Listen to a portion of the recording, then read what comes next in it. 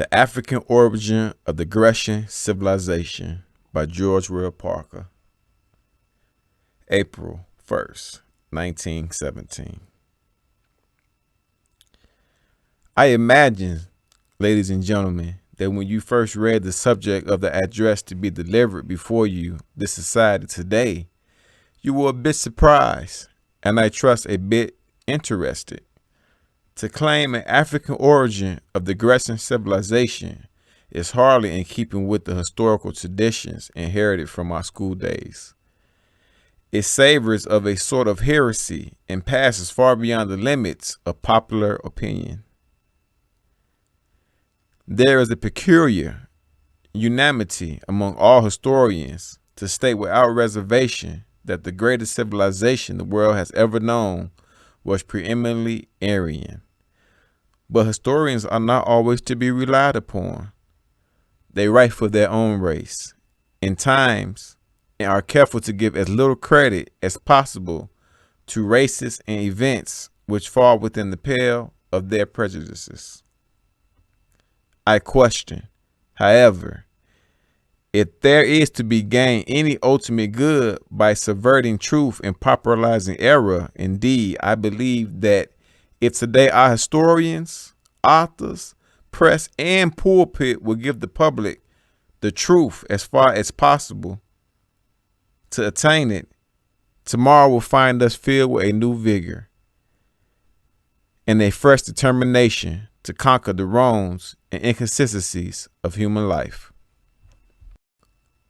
The old idea of the Grecian civilization was that it sprung, like Minerva, full armed from the brow of Zeus. It seemed to have no tangible beginning. The fabled kings and heroes of the Homeric age, with their palaces and strongholds, were said to have been humanized sun myths, their deeds but songs woven by the wandering minstrels to win their meed of bread. Yet there has always been a suspicion among scholars that this view was wrong.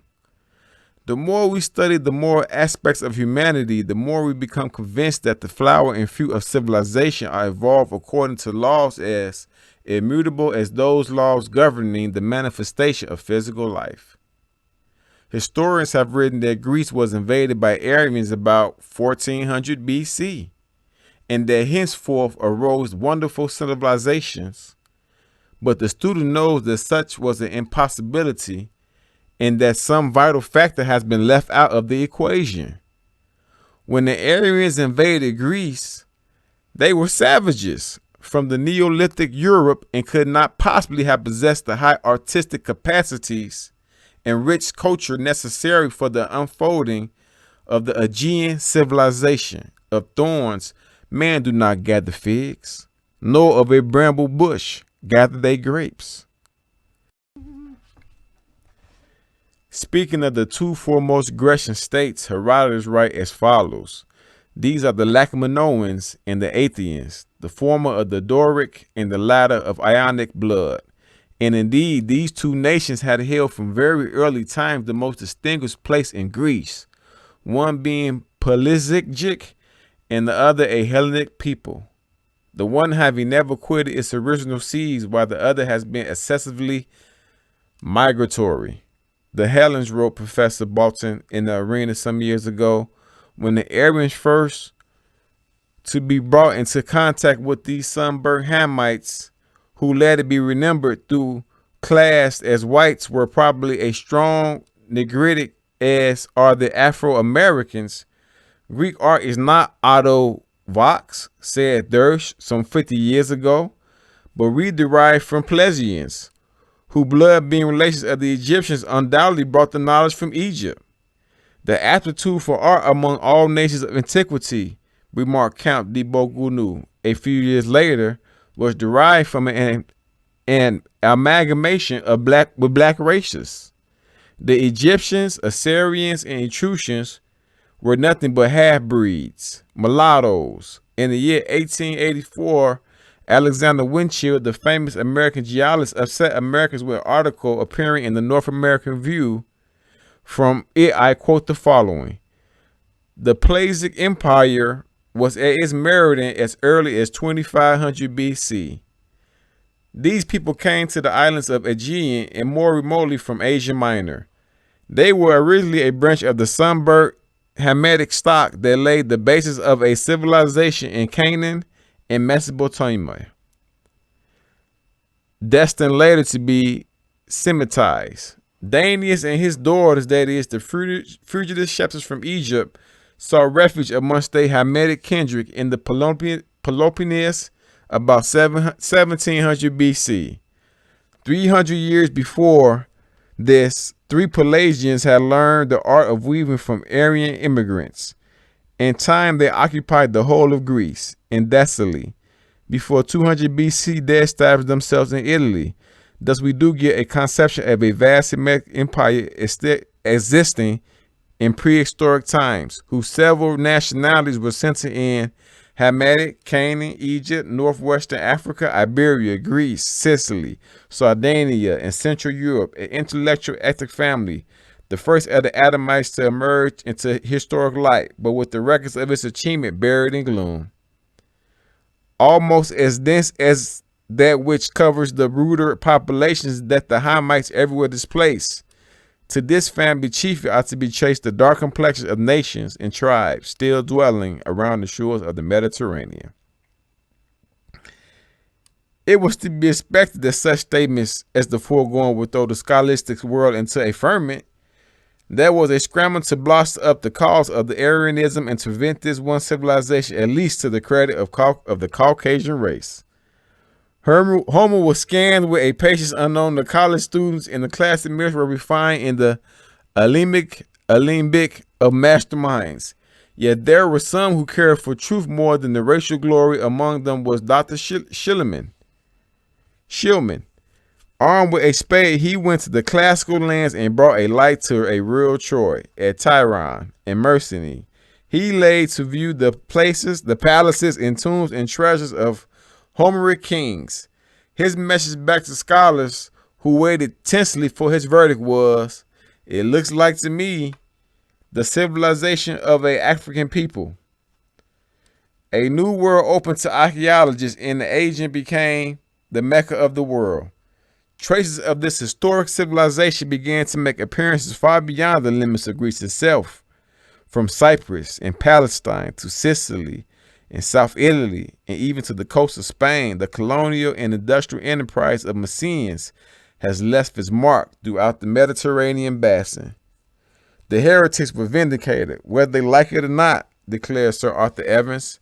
Before the Hellenic Society a short time ago, classical students must consider origins. The Grecians whom we discern in the New Dawn were not the pale-skinned Northerns, but essentially the dark-skinned, brown-complexioned race. Perhaps Sir Grecian's words will carry weight with you when I remark that his wonderful discoveries in the classical lands have brought him honor of election last year as president of British Association, the most notable assemblage of the scholars in the world. I might further mention that Professor Sergi of the University of Rome has found a new study on the origin of European civilization upon the remarkable archaeological finds entitled The Mediterranean Race. From this masterly work, I choose the following.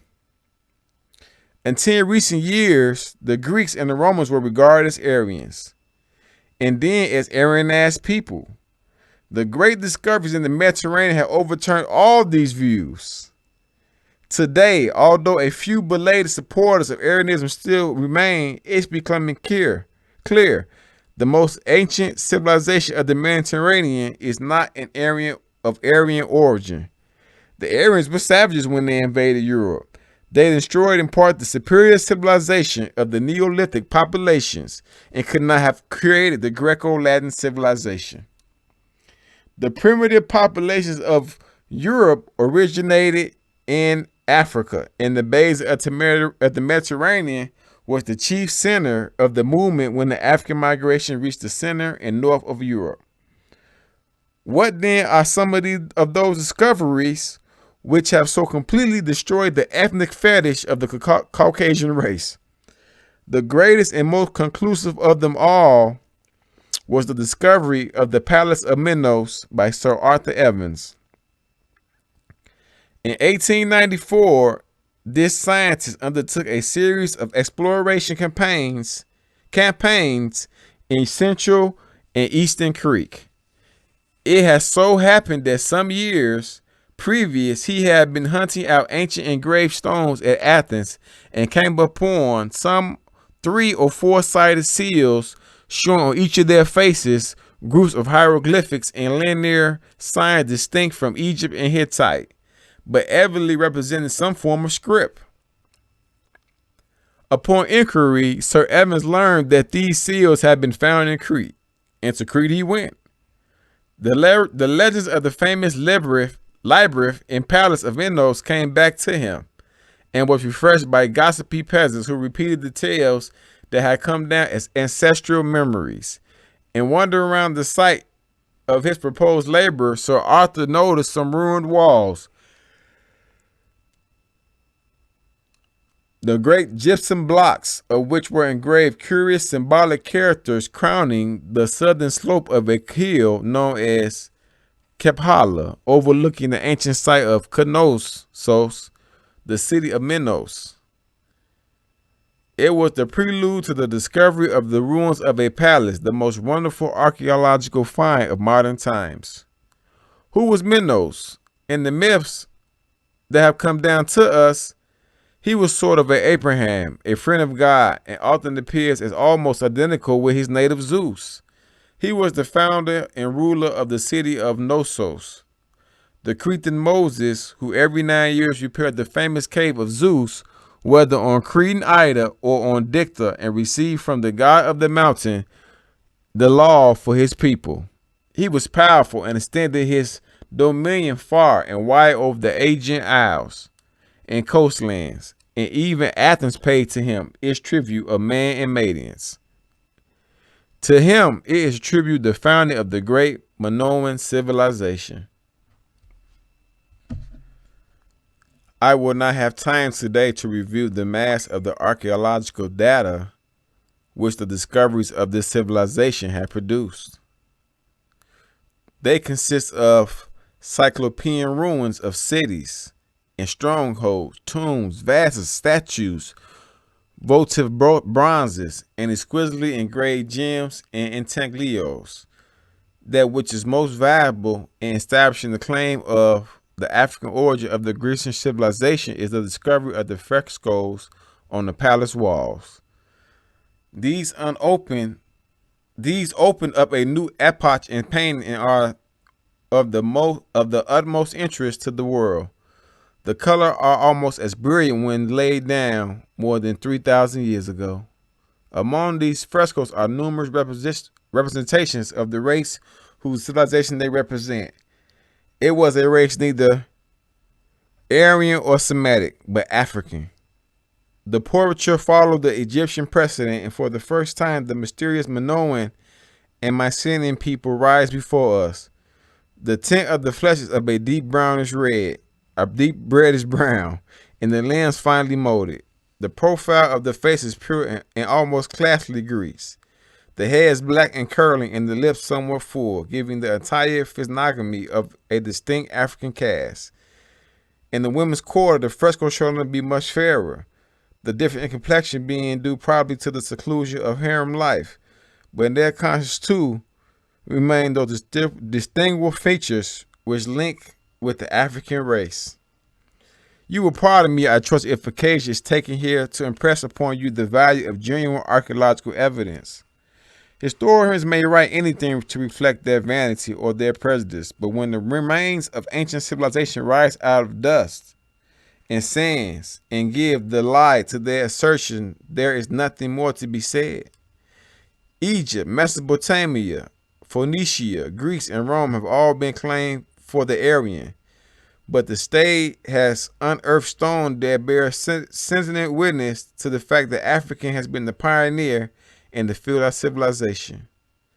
We wonder when, why the historian continues to ignore these remains and persist in continuing falsehood. There could be one answer, and that is racial vanity prefers falsehood to truth, and prejudice demands suppression rather than expression. Yet those frescoes of Crete not be such a surprise to scholars and public after all. The very classics themselves have more than hinted of the great part played by Africa in the development of Grecian civilization. Let us reverse to the myths and trace of the descent of the Minos and his progeny. You will recollect that the ancient heroes of Greece were divided into the older and younger branches. The former belonging to the house of Aeneas, distinctly Hamitic, while the latter belonged to Japetus, distinctly a mixture. The Pelasgic races of the south trace their descent from Aeneas, the river's god and son of Oceanus. The son of Aeneas, Phoronius, lived with Peloponnesus and founded the town of Argos. He was succeeded by his son Pelasgius, from whom the aforementioned races of the south derived their name. Lo, the divine sister of Phoronius had the good fortune and perhaps misfortune to attract the attention of all loving Zeus, and as a consequence incurred the enmity of Hera. She is transformed into a beautiful heifer by Zeus, but a gladly sent Hera torments her until she is driven mad and starts upon those famous wanderings which became subject of many of the most celebrated stories of antiquity. Aeschylus reviews her romance in his great tragedy Prometheus Bond, and makes Lo to arrive at Mount Caucasus, to which the firebringer is chained. It is there Prometheus delivers to her the oracle given to him by his mother Themis, Titan-born. He directs her to Canabos, a city on the Nile, and tells her that Zeus will restore her mind. And thou shalt bear a child of Zeus, begotten Ephesus, touchborn, swarthy of hue. Aryan parents usually do not bear black children. And to show Aeneas was thoroughly cognizant of the ethnic relationship implied, permit me to quote from the suppliants among his tragedies. The suppliants were the 50 daughters of Danaus, the shepherds of Egypt, and they described themselves as we of swarth-burnt race, our race that sprung from Ephesus. And when they appeared before the Argive king, claiming his country as their essential home, their color caused him to question their claims in the following word: Nay, stranger, what ye tell is past belief. For me to hear that ye are Argo spring, for ye to living women are most like, and now wise to our narrative maidens here, such race might Nelios breed in Caprian mode. Like yours is stamped by skill artificers, old women features, and I bear that those on Indian travel upon camels born. Swift as the horse, yet ye train as sumpter mules, even those as the Ethiops' neighbors dwell. And had ye borne the bow, I should have guessed, undoubting you were of the Amazon tribe. Know Aeschylus, Aeschylus, made no mistake. He meant just what he wrote, and the discoveries of the wonderful Minoan civilization have proven that the swarthy, touch-born son of Zeus and Lo was the incarnation of the African element that raised Greece to the pinnacle of civilization. Mino is in direct ascent from Epaphos, Epaphos, and the latter prolific progeny we note, such as Agenor, Cadmus, Europa, Egyptus, Danus, Perseus, Melinus, husband of Helen, Hercules, Agamemnon, chosen by the Greeks to lead them against Troy. If I should conclude at this point, my thesis will be complete and conclusive, but there are some other subjects which demand some attention. I cannot pass in silence the supposed testimony to the presence of the fair type in Greece and to its superiority over the darker population furnished by the Homeric poems. This supposed testimony has been precipitated worthy wars as terrible, though perhaps less Sanguinary, Sanguinary, as which were engaged in by the gods and heroes themselves. The fault, however, lies with the translator rather than the epics. From the work of these industrious authors, we get the idea that the golden hair and blue eyes were so common that there was little chance of any sort of people lingering around. The truth of the matter is that these translators, like historians, have permitted these prejudices to warp their accuracies. There is not an entire writing of Homer with an adjective or description applying to any of the principles that even suggest that single one of them having blue eyes and golden hair. Indeed, it is quite the reverse. Athena is Yaun. Okay, that's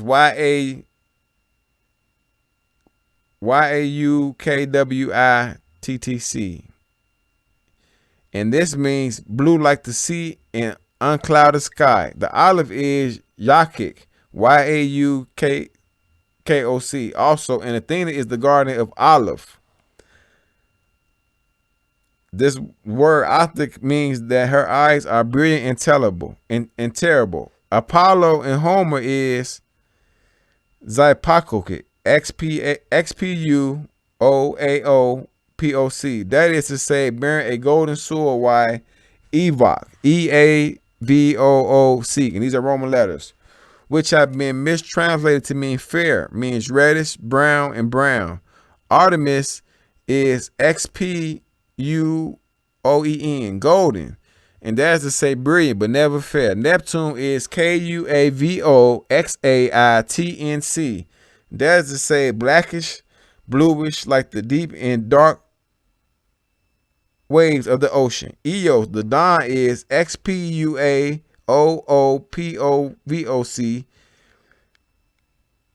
Because of the color of the dawn is gold and rosy and red. Neither Hera nor Calypsos is fair. From the description adjectives, Achilles is Eavooc, which, as was said before, means reddish, brown, and brown. Agamemnon is also Eavooc, and remember, if you please, that he is direct descendant from Epheos, the swarthy ancestor of the Pelasgic houses. So you see that even our translators are not to be trusted. Professor Sergio made an extensive investigation of the supposed testimony of the presence of the fair type in Greece, and his conclusions are as follows. In Homer, none of the individuals are fair in the ethnic sense of the word. I can bring forth a wealth of facts to show you that I have just stated regarding the anthropological character of the Homeric gods and heroes may also be said, and with more reason of the types of Greek and Roman stature to which, though in the case of divinities they may be conventionalized, do not in the slightest degree recall the features of a northern race. Hence the blue-eyed and golden-haired gods and goddesses who grace the canvases of our art galleries and theaters are but pigmentary creations from the minds of artists who visualize the peculiarities of their own race, just as the Jewish Madonna is depicted as Spanish, Dutch, English, Italian, Scandinavian, and even as African by the different nationalities in turn. Another idea which seems to be rapidly taking hold upon the scholastic mind is that the Iliad and Odyssey are reality Minoan epics made over, if you please, to fit the later Grecian epoch. While the Homer we know professionally commemorates the deeds of the Achaeans heroes, everything about them is non-Hellenic. The whole picture of the civilization, including home, life, dress, religion, worship, and architecture, is Minoan and Mycenaean. Warrior weapons are of bronze, when the age to which we attribute Homer was an Iron Age. The combatants used the huge body shields, when, as a matter of fact, such shields have been obsolete long previous to 1200 BC. The formal worship, hymns, invocations to deities, and the use of certain sacrificial forms were all adaptations from the Mycenaean ritual. The arrangement of the palaces and courts are narrated in the epics were counterparts of the Minoan Mycenaean palaces and had long since passed out of existence. Among the discoveries in Crete have been found pictorial scenes exactly as described in Homer. The artistic representations upon the shield of Achilles and upon the shield of Hercules, as described by Hesiod, have been duplicated among the ruins of Crete. Upon intaglios recovered, we find combatants striking each other's throats, and you will recollect that Achilles does just that thing in his fight with Hector. I might continue with these coincidences indefinitely, but I believe that the point I desire to make is sufficiently clear to merit your attention. The great Grecian epics are epics of African people. In Helen, in the cause of the Trojan War, it must henceforth be conceived as a beautiful brown-skinned girl. In the press and periodicals of our country, we read that the classics are doomed and about to pass out of our lives, but the classic can never die. I sometimes dream of a magical time when the sun and the moon will be larger than now, and the sky more blue and nearer to the world. The days will be longer than these days, and when labor is over and there falls the great flood of light before moonrise, minds now dull with harsh labor and commercialism will listen to those who love them as they tell stories of ages past, stories that will make them tingle with pleasure and joy. Nor will these storytellers forget the classics. They will hear the surge of the ocean in the Homer and march with his heroes to the plains of Troy. They will wander with Ulysses and help him slay the suitors who betrayed the hospitality of the faithful Penelope, Penelope. They will escape from Priam burning city with Aeneas, weep over Dido's love, and help him to find a nation besides the Tiber. And the translators who shall bring into life the dead tongues will not let prejudice cloud their brains or truth make bitter their tongues. The heroes of Homer shall, like the princes of Morocco, wear the lively livery of the burning sun and be knelt by binding tides to the blood of Africa climes, where henceforth civilization took its primal rise. Permit me now, ladies and gentlemen, to show deftly the debt which Greece owes to the Minoan and Mycenaean civilization. Crete, as I have said before, appears to be the center from which the Mediterranean culture radiated. It is the mid-sea land, a kind of halfway house between three continents, and its geographical position which makes a logical cradle of European civilization. It is near the midland of Greece, opposite the mouths of the Nile, and in easy communication with Asia Minor, with which was actually connected in the late geographical times. As I have mentioned before, the civilization expanded in every direction, and at the time of the conquest, it had firm hold upon Greece, appearing in Mycenae, Tyrrhene, Thebes, Orchomenos, and other places. That some vanguard of Aryan immigrants came into contact with this culture at its climax is plain from the evidence furnished by Homer. That some vanguard of Aryan immigrants came into contact with this culture at its climax is plain from the evidence furnished by Homer. They mingled with the inhabitants and servants. The latter onrush about 1200 BC destroyed in part the civilization found there. But fortunately, there was not utter destruction. The rude people realized the difference between their savagery and their enemy's culture. They too emerged with the inhabitants and formed the Grecian people of historic times. This amalgamation is clearly apparent in the Greeks today, and because of it, Count de Baguna has called their ancestors half-breed and mulattoes. Know also, if you will, that Greek genius burnt brightest in those parts of Greece where the Minoan elements were thoroughly planted. If you should inquire the source of the Minoan civilization, I will first call to your attention the fact that Herodotus attributes much of Grecian civilization to Egypt. And secondly, the opinion expressed by Sir Arthur Evans in his presidential address before the British last fall. My own recent investigations have more and more brought home to me all the pervading community between the Minoan, Crete, and the land of pharaohs. When we realize the great in-depthness of succeeding classical culture of Greece to its Minoan predecessor, and the full significance of this conclusion we understood, ancient Egypt itself can no longer be regarded as something a part of general human history. Its influence are seen to lie about very cradle of our civilization. The first quickening impulse came to Crete from Egyptian, and not from the Oriental side. Aristotle has been called the father of lies, but at this late date, we again see him vindicated. In conclusion, reached by the greatest living authority upon classical archaeology. Before closing, I wish again to enforce the fact that the firmament created the wonderful Grecian civilization was preeminently the firmament of African blood. Take all the archaeological facts of the last 50 years and read them up and down, across and or diagonally, inside out, and this fact arises into your mind like a bow quote that will not down. Historians may destroy the truth and rob the African race of its historical position, but facts are everywhere, throwing open the secret closet of nations and exposing ethnic skeletons that laugh and jest at our racial vanities. The Aryan savages of Europe came down upon Greece, found there a great civilization, merged with the inhabitants, builded a greater. The all but savage European of the Dark Ages knew nothing of culture, save what had been taught by him by Roman legions, the heroes of the Mediterranean civilization.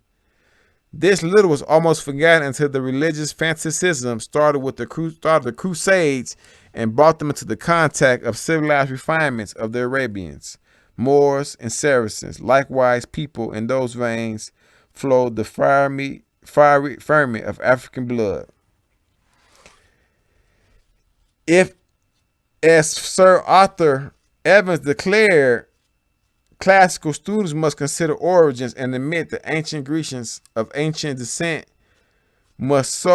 so must they go a bit further and admit the Renaissance to have sprung because of the contact between the feudal Europe and African Mohammedanism. Again, we must admit, no matter how bitter the taste, the mixed race has always been the great race. The pure race has always been the stagnant race. One potent reason for the possible downfall of European civilization today is the fact that Aryan element has proven incapable of mighty trust. It has forgotten the everlasting lesson of history, the mergers of distinct types, the perpetuation of nationalism. The sole tenet of Europe has been the domination of the world by Caucasian, and suddenly it becomes the term Caucasian is too narrow to include both Saxon and Teuton, hence a war for extermination of both. The end of the world is not near, and the dream of millennium is equidistant. The sum of all that is past is but a prelude of that which is to come. It has taken the brute admirer of years for his gaze to reach upon them. Civilization is a mixture of distinction and contradiction, and none of us today is sure that we know just what it means. Through all there yet remains those first affections, those shadowy recollections, which be they what they may, are yet the fountain life of all our day, are yet the master light of all our sin. Uphold us, cherish, and have power to make our noisy years seem monuments in the being of eternal silence. I close with the hope of a time when earthly values will be measured with a justice now deemed divine. It is then that Africa and her sun-brown children will be saluted. In that day, man will gladly listen with open minds when she tells how in the deep and dark prehistoric night she made a stairway to the stars so that she might climb and light her torch from the altar, fires of the heaven, and how she had held its blaze aloft in the hall of ages to brighten the waving footsteps of earthly nations.